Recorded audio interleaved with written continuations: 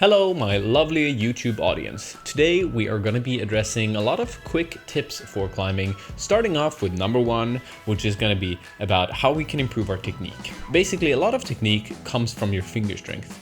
If you don't have the strength to hold on to the wall, there's no way that you can apply any form of climbing technique.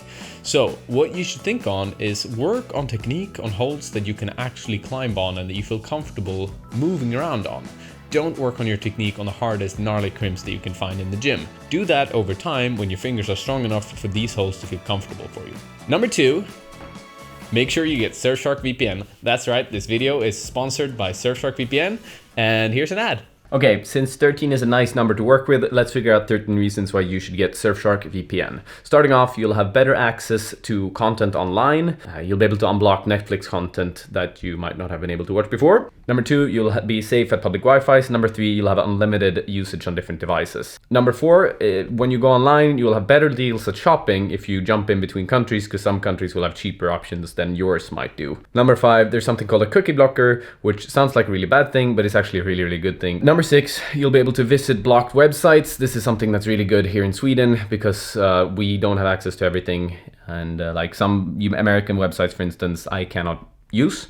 And then it's nice to use a VPN to be able to access them. Number seven, they have something called a clean web, which automatically blocks over 1 million websites and phishing attempts and other malicious malware. Number eight, they don't store any logs, which basically means that everything you do online there's no trace. So you can just do your thing. Number nine, they have 24/7 support. Number 10, they have a website safety warning that lets you know if a website has been breached before in some way or is unsafe in some way. Number 11, they'll help you send files more securely. Number 12, if you enable the kill switch mode, they'll disconnect you from the internet if your VPN connection should ever drop. And then number 13, you can change your virtual location to anywhere in the world and basically pretend that you're in Egypt if you want to. That's it for the 13 reasons why you should get Surfshark. Now let's get back to the 13 quick tips for climbing.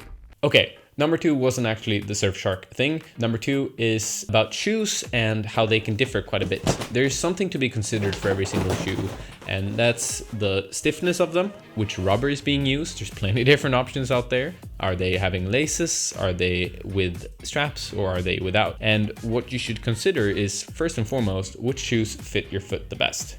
That's one of the biggest components to how you can affect your own climbing. If you have better shoes, you will perform better, and you'll see it's kind of a min-maxing type of thing. You can do hard boulders in sneakers, but if you want to progress to your best extent, you need to find a shoe that fits your style of climbing the best. So for stiffer terrain, if there's small edges that you want to stand on, you'll want to have a stiffer shoe. But if it's more smearing and getting a lot of tension on bigger holds, well, then maybe a softer shoe is your option.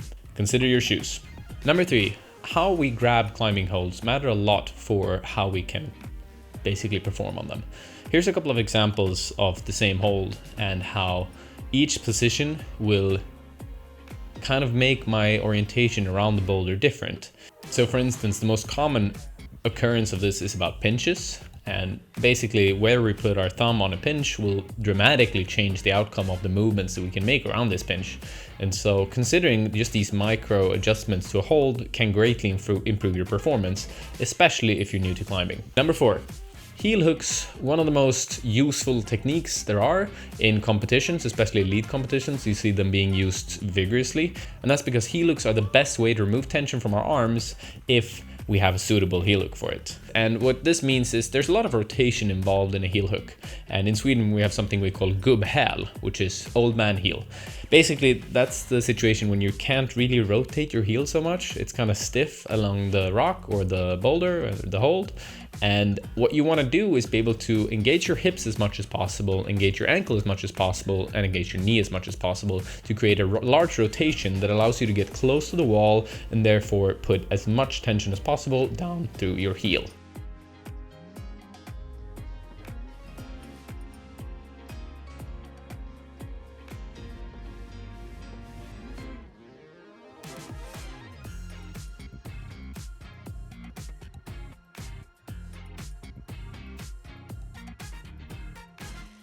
Next one.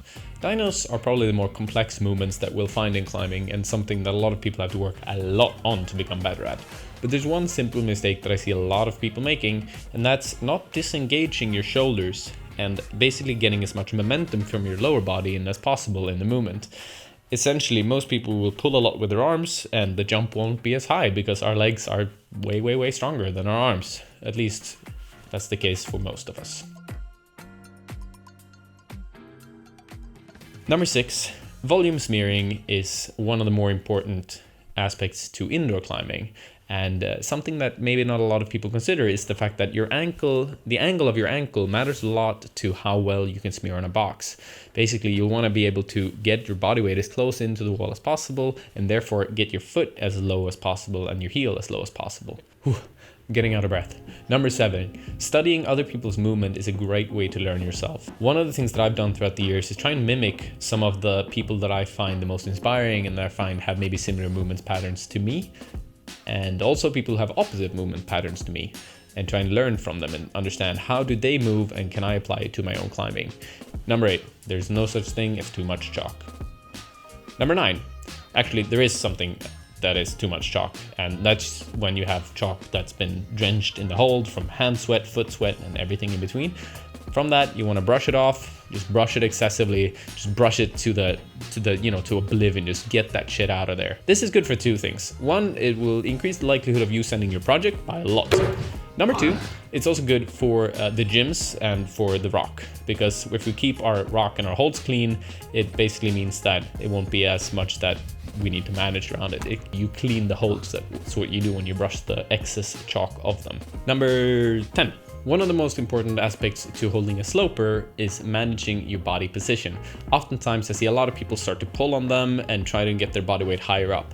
This is kind of a rookie mistake. What you want to do is keep your center of gravity as low as possible and basically rely as much as you can on your back and your shoulders to maintain your position on the hold. There's no really easy way around it. Just make sure you work low on a sloper. On pinches, on the other hand, what you want to do is try and go as hard as possible on them. Just like try and grab those holds and just pull them off the wall.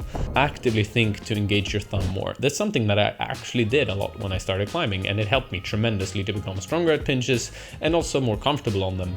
So yeah, it's just a little bit of a hack. Maybe it doesn't work for everyone, but it surely was something that worked for me.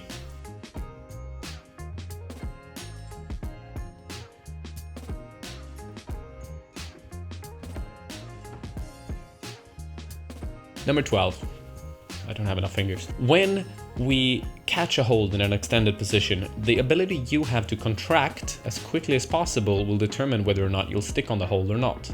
What we need to do to prevent this or to work on this is to work on latches in the campus gym, or perhaps just do more dynamic movements to engage on our contact strength. This will allow you to increase the repertoire of movements you can do tremendously, especially if you're not very good at these type of extended catches. Some people work through this by becoming more static and working on their lock-off strength, but as soon as we have a dynamic move where we can't really do anything aside from catch a hold in a far off position, being able to contract quickly will help you tremendously. And lastly, number 13. Something I see a lot of people do is put their foot on a hold and kind of just let it dangle there and hang there. And I believe a lot of people can get much more from their footwork if they just put a little bit more effort into it. The thing I recommend is try actively drilling your foot into a hold, almost like you're trying to scrape your rubber into it. And if you do this excessively for an entire session, you'll notice that your footwork will kind of become better for the rest of the climbs that you do. And this is especially important for new people. Drill your foot into the holes to make sure you have a proper steady foot on them before you move on to the next hold. That's it for these 13 quick tips. I hope you enjoyed this video. If you did, then the subscribe button is somewhere there for patrons. I love you guys, and more of you guys are welcome to join the Patreon. There's plenty of content on there, I hope. And aside from that, I'll see you guys in the next video. Peace, my homies.